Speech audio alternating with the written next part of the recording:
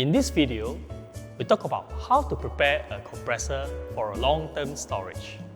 When your compressor is to be stored for a long period of time, choose a cool place free from moisture and dust and observe the following points. Remove all dirt stuck to the compressor and clean it thoroughly. Remove the battery from the machine. Please take note that the battery should be charged completely before storage.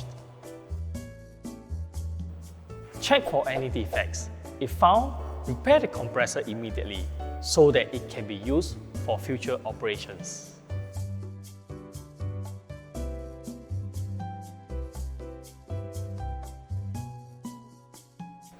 If you have any questions on how to prepare air compressor for long-term storage, do drop us an email at sales@sg.denyogroup.com and we'll get back to you as soon as possible.